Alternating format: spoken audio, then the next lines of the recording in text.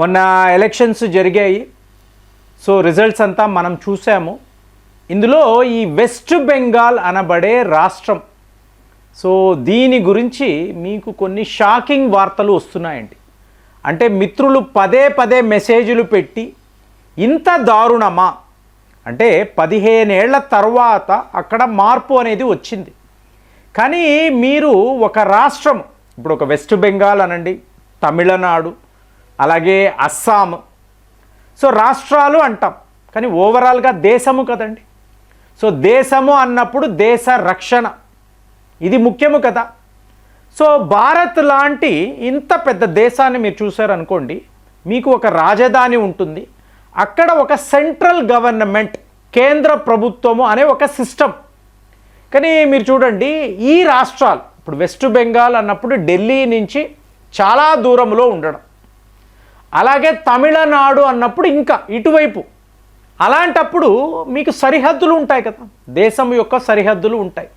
ఈ సరిహద్దుల వద్ద రక్షణ అనేది ఎవరు చూస్తారంటే ఇప్పుడు వెస్ట్ బెంగాల్, అస్సాం, ఇంకా కాశ్మీర్ అంటే సెపరేటిస్టు వాదనలు ఉంటాయి కదా, మా రాష్ట్రము మా ఇష్టము, మీరు ఎవరు అడగడానికి, అలా ఉంటుందా?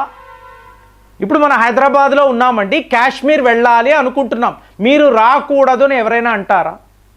సో ఒక రాష్ట్రమే అన్నా అది దేశంలో ఒక భాగము, పౌరుడిగా నాకు సర్వ హక్కులు ఉంటాయి. అలాగే సెంట్రల్ గవర్నమెంట్ కూడా ఆ రాష్ట్రం మీద నిఘా పెట్టడం అనేది ఎంత ముఖ్యము. ఇప్పుడు ఎలాంటి వార్తలు అంటే వెస్ట్ బెంగాల్లో ఇప్పుడు ఆసాన్సోల్ని ఒక ప్రాంతం అంటారండి. నేను వెళ్ళాను ఈ ప్లేస్కి. ఈ ఆసాన్సోల్ ఇక్కడంతా మీరు చూసారనుకోండి, పెద్ద పెద్ద బస్తీలు ఉంటాయి. ఇక్కడ బంగ్లాదేశ్ నుంచి వచ్చిన ముస్లిములు, అంటే మనకు భారత్లో ఉండే ముస్లింలు, బంగ్లాదేశ్ నుంచి బెంగాలీ మాట్లాడే ముస్లింలు. ఎందుకండి పర్టికులర్గా మీరు ముస్లింలు అంటున్నారు, మీరు అడగొచ్చు, చాలా తేడా ఉంటుంది. ఇప్పుడు రోహింగ్యాస్ అంటాం, వీళ్ళు మీకు మయన్మార్ నుంచి బంగ్లాదేశ్లోకి వచ్చిన వాళ్ళు, అటు నుంచి వీళ్ళు వెస్ట్ బెంగాల్ లోపలికి. అంటే ఇంత ఓపెన్గా ఇలా అలో చేస్తారా అంటే పూర్తిగా ఓటు బ్యాంక్ పాలిటిక్స్ అండి. సో ఇప్పుడు ఈ ఆసాన్సోల్ అంటున్నాను చూసారా, ఇక్కడ ఈ ప్రాంతంలో ఒక ఫ్యాక్టరీ, ఈ ఫ్యాక్టరీలో ఏముందంటే సిమెంట్ ఫ్యాక్టరీ. సో మీకు సిమెంట్ బస్తాలు కనిపిస్తున్నాయి, వాటి వెనుక మీరు వెళ్ళారు అనుకోండి, మీరు నమ్మరు ఫ్రెండ్స్, మీకు దగ్గర దగ్గర 47 పిస్టోల్స్, అలాగే పేలుడు పదార్థాలు. అంటే మీకు ఎక్కడ నుంచో మీకు పేలుడు పదార్థాలు, ఈ మారణ ఆయుధాలు ఇవి కాదండి, ఇక్కడికే వీళ్ళు వచ్చి ఫ్యాక్టరీలు నిర్వహించి ఇలాంటి ఆర్మ్స్ని వీళ్ళు తయారు చేస్తున్నారు. ఒక ఫ్యాక్టరీ పెట్టుకున్నారు అంటే ఎలా ఉంటుందండి? మీకు మే నెల 2025లో ఇలాగే జరిగింది. ఏప్రిల్ 2026 సరిగ్గా ఇదే సిచ్యువేషన్. మీకు ఆసాన్సోల్ అంటున్నాను చూసారా, జస్ట్ ఏప్రిల్ నెల మీకు నేషనల్ ఇన్వెస్టిగేషన్ ఏజెన్సీ వాళ్ళు, అలాగే స్పెషల్ టాస్క్ ఫోర్స్ వాళ్ళు, సో వీళ్ళు రైడ్లు చేస్తే మీకు ఇలాంటి ఆయుధాలు, వీళ్ళు ఏం చేస్తున్నారు? ఈ ఆయుధాలు అంటే సింపుల్ అండి. మమతా బెనర్జీ గారు చాలా చాలా క్లియర్గా ఉన్నారు. ఎవరైతే శక్తివంతమైన ప్రతిపక్షాలు కనిపిస్తారో, ఒక నాయకుడు, ప్రతిపక్ష నాయకుడు చాలా బలంగా ఉన్నాడు, వీడు గెలుస్తాడు అని అనిపిస్తే వాడిని వేసేయండి. సో ఇప్పుడు ఈ బంగ్లాదేశ్ నుంచి వచ్చే తీవ్రవాదులు, అలాగే రోహింగ్యాస్, వాళ్ళకి ట్రైనింగ్ ఇవ్వబడుతుంది, వీళ్ళకి వెస్ట్ బెంగాల్లో ఆశ్రయం ఇచ్చి ఎవరూ కూడా నన్ను ఎదిరించకూడదు, ఎదిరించే వాళ్ళు ఉంటే వాళ్ళ పని మీరు చూసుకోండి, నేను మాత్రము గెలవాలి.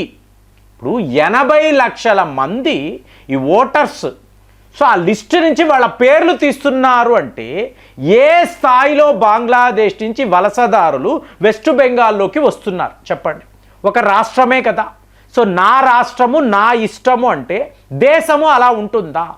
రాజధానిలో ఉండే సెంట్రల్ గవర్నమెంట్ అలా చూస్తూ ఊరుకుంటుందా? ఏమవుతుందండి? ఎటు చూసినా తీవ్రవాదులే.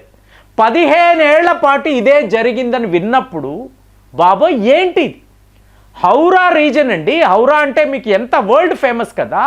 ఇదే హౌరా పక్కన మీకు పోయిన సంవత్సరం మే నెల మీకు AK-47లు పెట్టుకున్న తీవ్రవాదులను పట్టుకున్నారండి. AK-47 ఎక్కడి నుంచి వస్తుంది? మీకు మనం వెస్ట్ బెంగాల్, బంగ్లాదేశ్ ఇవన్నీ మాట్లాడుతున్నాం, అలా కాదు ఫ్రెండ్స్. ఇక్కడ CIA వాళ్ళు ఉన్నారండి. అంటే ఏంటి? Central intelligence agency.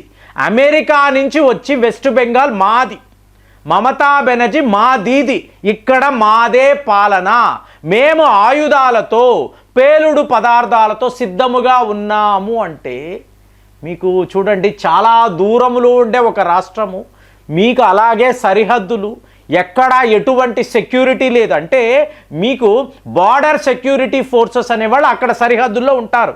మీరేం చూడాలండి? గ్రౌండ్ లెవెల్లో ఒక వీధిలో, ఒక ప్రాంతంలో, ఒక కాలనీలో వీళ్ళు ఏం చేస్తున్నారు అంటే తీవ్రవాదులు వచ్చి ఫ్యాక్టరీలు పెట్టుకొని అక్కడ వీళ్ళు ఇలాగ AK-47లు, పిస్టోల్స్, పేలుడు పదార్థాలను తయారు చేసి ఏం చేస్తారండి? దేశంలో ఏం చేస్తారు? 15 ఏళ్ల పాటు ఇలాగే జరిగింది అని చెప్తూ ఉంటే ఎంత ఆశ్చర్యంగా ఉంది. అదృష్టము కనీసం ఇప్పుడైనా ఈ ప్రజలు మేల్కొన్నారు. వెస్ట్ బెంగాల్ ప్రజలు మీకు బీజేపీకి ఓటేశారు. ఇక్కడ బీజేపీ గెలిచిందా, ఈవిడ ఓడిపోయిందా, ఇది కాదండి. దేశం యొక్క రక్షణ అన్నప్పుడు గాలికి వదిలేశారు. ఇప్పుడు మీకు గ్రేట్ ఎగ్జాంపుల్ చెప్పాలనుకోండి, ముంబై దాడులండి. సో మీకు 2008లో ముంబై దాడులు అన్నప్పుడు అక్కడ మహారాష్ట్ర ప్రభుత్వం, సో వాళ్ళు ఏమన్నారు? ఇది ఇంటెలిజెన్స్ ఫెయిల్యూర్. అంటే ఏంటి? మీకు నేషనల్ ఇన్వెస్టిగేషన్ ఏజెన్సీ వాళ్ళు, రా ఏజెంట్లు వీళ్ళందరూ కలిసి కరెక్ట్ అయిన సమాచారం మాకు ఇవ్వలేదు. అదే మీరు ఇంటెలిజెన్స్ వాళ్ళని అడిగారనుకోండి, మేము పదే వాళ్ళకి చెప్పాము, మీకు పాకిస్తాన్ నుంచి తీవ్రవాదులు వచ్చే అవకాశాలు ఉంటాయి, జాగ్రత్త అన్నాము, కానీ మహారాష్ట్ర ప్రభుత్వం పట్టించుకోలేదు. సరేనండి, ఒకళ్ళు ఇంకొకళ్ళు బ్లేమ్ గేమ్ అంటాము, కానీ అక్కడ ఏం జరిగిందండి? ఎంత రెక్లెస్ ప్రభుత్వము అంటే మీకు అక్కడ ముంబై దాడులు జరిగిన తరువాత ఆ చీఫ్ మినిస్టర్ యొక్క కుమారుడు రామ్ గోపాల్ వర్మ లాంటి దర్శకుడిని అక్కడికి తీసుకొచ్చి సీన్ చూపిస్తున్నాడు. చూసారా దాడులు జరిగాక ఎలా ఉంటుందో, తాజ్మహల్ హోటల్ ఎలా మారిపోయిందో. ఒక ఫిలిం డైరెక్టర్ అక్కడికి వచ్చి నిలబడితే మీకు నేషనల్ సెక్యూరిటీ గురించి మీరు ఏం మాట్లాడతారు? తర్వాత ఆయన చిత్రము తీశాడు కదా, అంటే ప్రాక్టికల్గా చూసుకున్నాడు, ఫోటోలు కావాలంటే తీసుకుంటాడు, మీకు ఒక సినిమా షూటింగ్. ఇది అండి నేషనల్ సెక్యూరిటీ. మరి ఇదే పరిస్థితే వెస్ట్ బెంగాల్లో మీకు లిటరల్గా తీవ్రవాదులు అక్కడ మకాం వేసి కాలనీలో వీళ్ళు మీకు అక్కడ ఆశ్రయం పొంది అద్దెలు కట్టుకుంటూ తిరుగుతూ తింటూ ఇంతంత టెర్రర్ గ్రూప్స్గా ఫామ్ అయిపోయి మీకు రాష్ట్రమంతా కూడా టెర్రరిజం.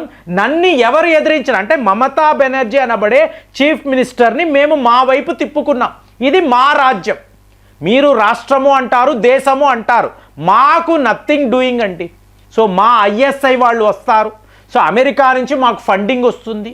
సో మా బంగ్లాదేశ్లో ఉండే బెంగాలీ స్పీకింగ్ ముస్లిమ్స్, అందుకే ముస్లిమ్స్ వీళ్ళందరూ ముస్లిమ్సే కదా, మీకు అక్కడ హిందువులు ఇలాంటి గ్రూప్స్ ఏర్పాటు చేసుకోలేదు, ఇలాంటి టెర్రర్ ఆర్గనైజేషన్స్ లేవు కదా. కాబట్టే మనం చెప్పాల్సి వస్తుంది, ఇండియన్ ముస్లిమ్స్ని పక్కన పెట్టండి, బంగ్లాదేశ్ నుంచి పని కట్టుకొని వాళ్ళు ఇక్కడికి వచ్చి ఇలాగ మీకు టెర్రర్ గ్రూప్స్గా ఏర్పడితే, మొన్న ఎక్కడో హైదరాబాదులో దాడులు జరిగాయి అంటే ఏంటంటే అనుకున్న మూలాలంతా బంగ్లాదేశే కదండి. వీళ్ళందరూ వెస్ట్ బెంగాల్ వెళ్ళి అటు నుంచి బంగ్లాదేశ్లోకి వెళ్ళిపోయిన వాళ్లే కదా. ఒక్కసారి మాల్డా అనబడే ప్రాంతంలో ఈ కాలనీస్లోకి వెళ్ళి చూడండి, మొత్తము వలసదారులే, వీళ్ళందరూ కూడా నేరగాళ్లుగా తయారవుతున్నారు. వీళ్ళందరి వద్ద ఇలా పిస్టల్స్ ఉన్నాయి, రివాల్వర్స్ ఉన్నాయి, పేలుడు పదార్థాలు ఉన్నాయంటే మా దేశం యొక్క రక్షణ ఏమిటి, మా సెక్యూరిటీ ఏమిటి, ఇదంతా మేము చూడాలి కదా. లక్కీగా ప్రజలు ఏదో ఆలోచించి వీళ్ళు ఇలాగ ఈవిడ వద్దు అని అనుకున్నారు, అది చాలా పెద్ద విషయం అండి. కానీ నేషనల్ సెక్యూరిటీ విషయంలో ఇంత దారుణాలకు వీళ్ళు ఈ రాష్ట్రాలు ఒడిగడుతున్నారంటే దీన్ని మనం ఎలా చూడాలి ఆలోచించి కామెంట్స్లో రాయండి. మళ్ళీ వచ్చే వీడియోలో కలుద్దాం. జై హింద్.